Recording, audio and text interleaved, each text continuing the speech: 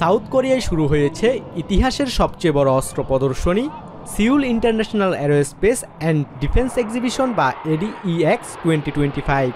শুক্রবার জনসাধারণের জন্য উন্মুক্ত এয়ার শো এর মাধ্যমে 3 দিনব্যাপী প্রদর্শনীর সূচনা হয়। এতে সাউথ কোরিয়ার নিজস্ব প্রযুক্তিতে তৈরি অত্যাধুনিক KF-21 ফাইটার জেট আকাশে ওড়ে। এবারের আয়োজনে 35টি দেশ থেকে রেকর্ড সংখ্যক 600 কোম্পানি অংশ নিচ্ছে। আগামী সপ্তাহে সিউলের বিশাল কনফারেন্স সেন্টারে শুরু হবে এর বাণিজ্যিক প্রদর্শনী। সাউথ কোরিয়ার প্রতিরক্ষা খাতে নজরকাড়া এই প্রদর্শনীতে শুধু যুদ্ধবিমান নয়, কৃত্রিম বুদ্ধিমত্তা বা AI চালিত অত্যাধুনিক অস্ত্র স্থান পেয়েছে। হ্যানয় এয়ারস্পেস এবার প্রদর্শন করেছে তাদের নতুন প্রজন্মের স্বয়ংক্রিয় K9 হাউইটজার, যা মানুষের সহায়তা ছাড়াই কাজ করতে সক্ষম। পাশাপাশি তারা উন্মোচন করেছে LPGW, একটি মিসাইল লঞ্চড লুটিরিং ইমিউনেশন, যা সাধারণভাবে সুসাইড ড্রোন হিসেবে পরিচিত। ড্রোনটি লক্ষ্যবস্তু চিহ্নিত করতে AI প্রযুক্তি ব্যবহার করে।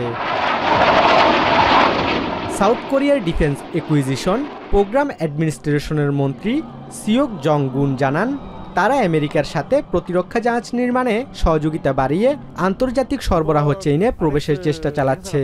ADEX এর আয়োজক হানজু উ বলেন, তাদের এই প্রদর্শনীটি অন্যান্য এয়ার শো এর পরিসরকে ছাড়িয়ে গেছে।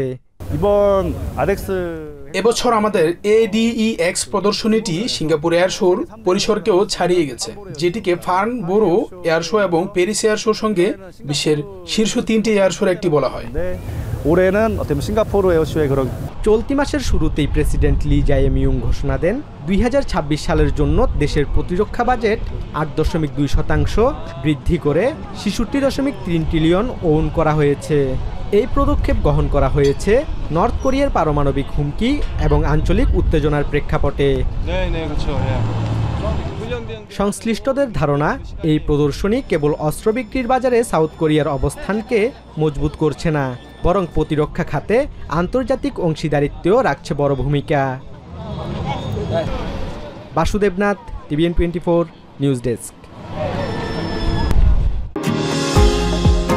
নিউ ইয়র্ক থেকে সম্প্রচারিত TVN 24 টেলিভিশন বিশ্বজুড়ে বাঙালির কণ্ঠস্বর।